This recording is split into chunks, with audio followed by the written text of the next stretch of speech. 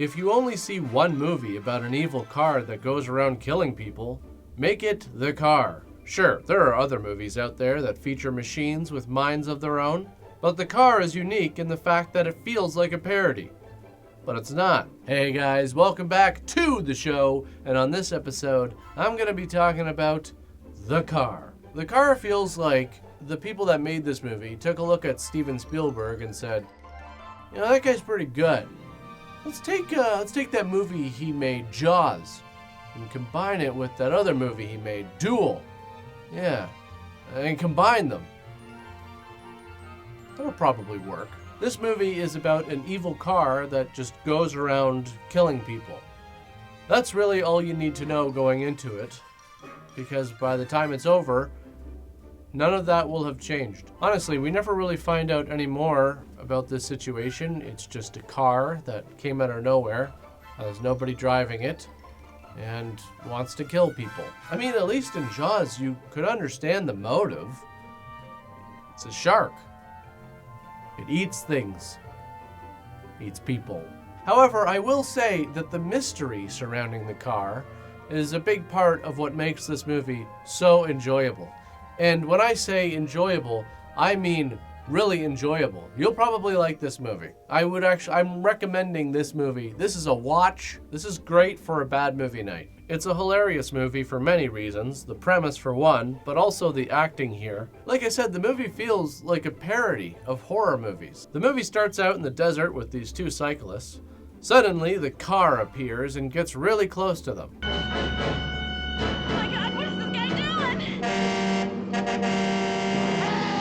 Now you may be thinking, why wouldn't they just try and bike off the road, get away from it?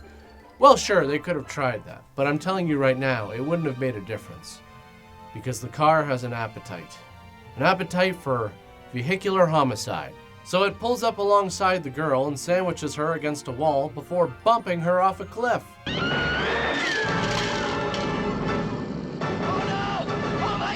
By the way, I can confirm that this character died because as you see in this shot, it's clear that her shoes came off. And according to the internet, if you fall off something and your shoes come off, you die.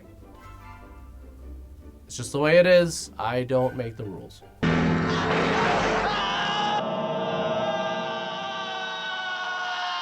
I think the first few minutes of this movie should be shown in elementary schools everywhere. Especially to kids who are learning how to ride a bike.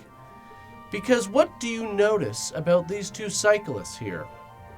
Neither of them is wearing a helmet. This could happen to anybody.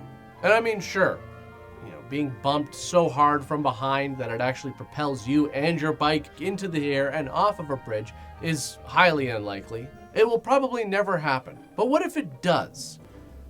Wouldn't you want to be prepared? I know I would. And sure, wearing a helmet probably isn't enough to save your life if you fell off a bridge this high. Okay, but I mean, it couldn't hurt. Why not throw in some elbow pads and knee pads? Give yourself a fighting chance. You're probably thinking, but Mark, I can't wear that stuff. The other kids will make fun of me. I'll look like a loser. Well, maybe. But you know what? Let me tell you something. I'd rather look like a loser than look like this kid. 'Cause he looks dead. So meanwhile, James Brolin, who plays Wade, is messing around with his girlfriend until she takes a hold of his junk. Little maneuver I learned from one of my fourth graders. She had all the little boys terrorized, got all their ice cream money. Fat little slob she was, but the queen. Wait, you mean to tell me that your fourth grade student was just going around grabbing boys by their genitals? Wow. The 70s really were a lawless time. So now we have a man who runs an explosives company abusing his wife with a hitchhiker outside playing the French horn. I never thought I would say all those words together in a sentence, but here we are. That was you that woke me up with that bugle. No, sir, that's impossible. This isn't any bugle, this is a French horn. Oh, well, excuse me, good sir. My mistake. There must be somebody else playing a brass instrument around here. This has got a hole all of its own right in there. See? Boop! Goes in like that.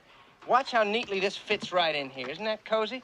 See how silent it is? Yes, I'm sure the man who started off his day with some domestic abuse and looks to be 2 steps away from turning into the Thing is really captivated by how you store your French horn. This is one of those scenes that just has such a bunch of random stuff in it. I just can't understand it. I can't make heads or tails of it. It's just so confusing how all of this stuff managed to find its way into the script into one particular scene. But luckily, we won't have to put up with this guy much longer because here comes the car, which is pretty much a godsend at this point.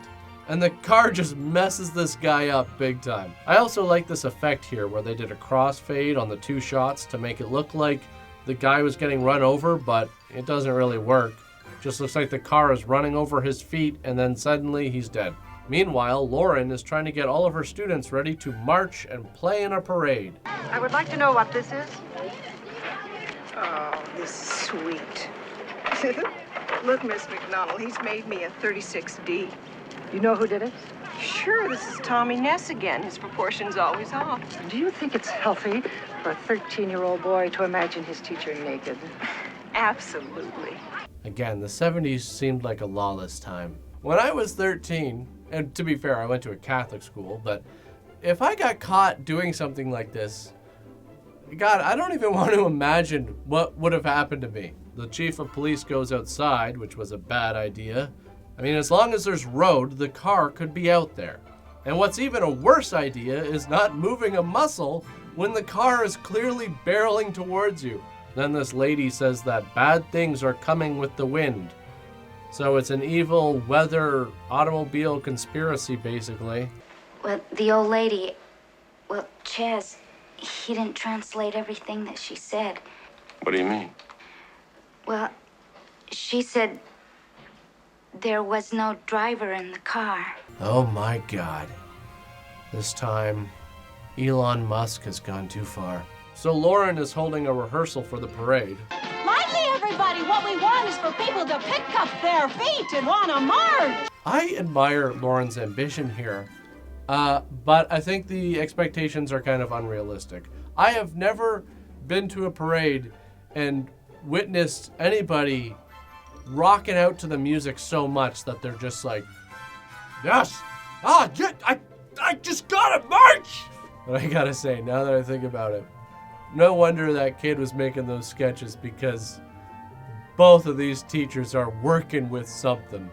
I'll tell you, the teachers didn't look like that in my school, not even close. And there's so many ways in which this movie feels like Jaws. The reflection on the grill off in the distance is like the shark's fin in the water. The point of view shot as it's coming up on unsuspecting prey. So here comes the evil wind, which means the car is coming.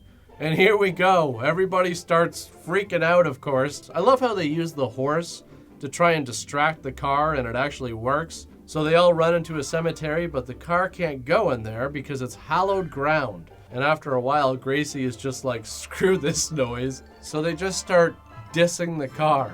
And eventually it goes away. And that's when this lady drops one of the greatest insults of all time. Oh, you cat! Oh, shit! And by the way, yes, she did say tadpole. I looked it up just to be sure. So now the deputies have got the car on the run, and one of them manages to chase the car up a hill until... Boys better move if you want to join in on the fun. I'm getting near the top.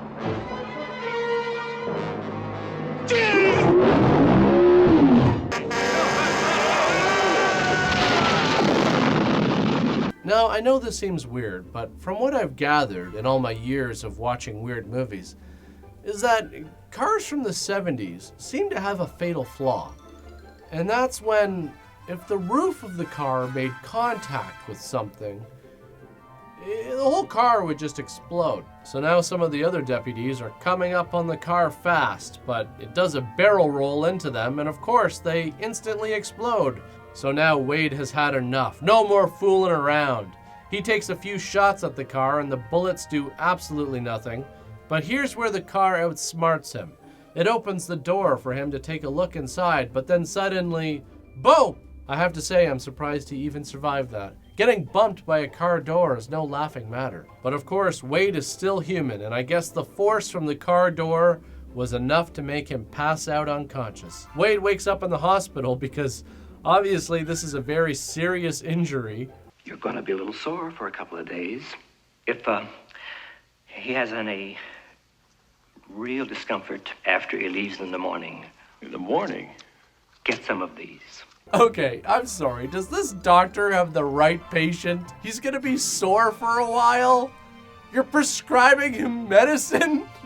You gonna keep him overnight? We gotta monitor the car door victim. Good thing he didn't stub his toe or he might be in the ICU for the next 6 months. And they just absolutely milk this scene as if he sustained some kind of life-threatening injury and he's lucky he escaped with his life. It's hilarious. Just get up! A lot of critics ripped into this movie for the overacting, but here's the thing. It's a big part of what makes this movie so hilarious. I mean, the actors are so committed to making this dramatic, and credit to them. And it would be dramatic if it was about, a serial killer or something, but it's not.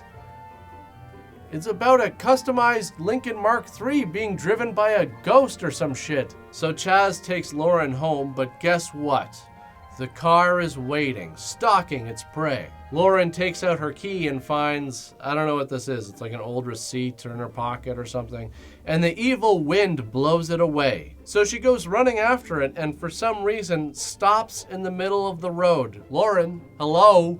What are you doing? The wind is blowing, you know what that means. The car is coming. She runs inside and locks the door because we all know that an automobile is no match for a deadbolt combined with a chain lock. And ladies and gentlemen, this has to be the best part of the entire movie. It's my favorite part of the entire movie.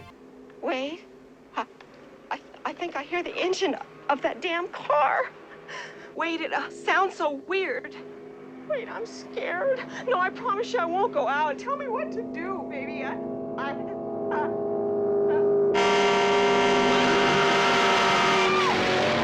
I mean, talk about just drilling home the idea that nowhere is safe. You're not safe on the streets, you're not safe outside, you're not safe at home.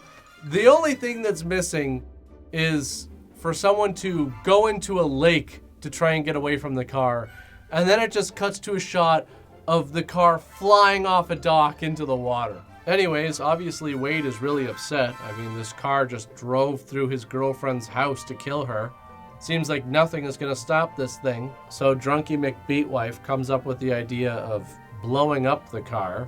So they come up with the idea of luring the car into a canyon and blowing it up so that the car is buried underneath tons of rocks. Wade goes into his garage to get his motorcycle ready, and oh my god, the car is waiting inside. It seems like the car can magically appear whenever it wants to, and this scene is hilarious. It's almost like he's dealing with a wild animal while he's trying to open the door. That's when the car just starts going for the kill in a different way, by filling the room with exhaust and making him succumb to carbon monoxide poisoning. Finally, Wade is like, screw this, and jumps over the hood of the car and through the window, and here we go, folks. After a really long chase and luring the car to the right spot, they split up at the last second, and I guess this was enough to fool the car into driving off a cliff. And in the fire from the explosion, there's some kind of evil face that appears. I guess that's the evil car spirit. So yeah, I guess the car is buried underneath all of this. Case closed. But then through the closing credits, we see the car driving with the city in the background. So I guess the car lives on. And it really did. In 2019, they made a sequel to the car. Honestly, I'm not gonna watch it. Like I said, I really enjoyed this movie. I'm gonna pick up the Blu-ray release of this because apparently there's a audio commentary track and I have got to listen to that. From a technical standpoint, I think the movie was actually really well made. Like I said, that scene where the car drives through the house, I thought that was awesome. That was really well done. I also really liked the design of the car in this movie. The car was actually customized by George Barris, who he customized a lot of cars from movies and TV shows, like the car from the Munsters and the Batmobile from the Batman TV show. And as usual, I hope you guys had as much fun watching this video as I did watching this video. So thanks for watching, and I'll see you all next time.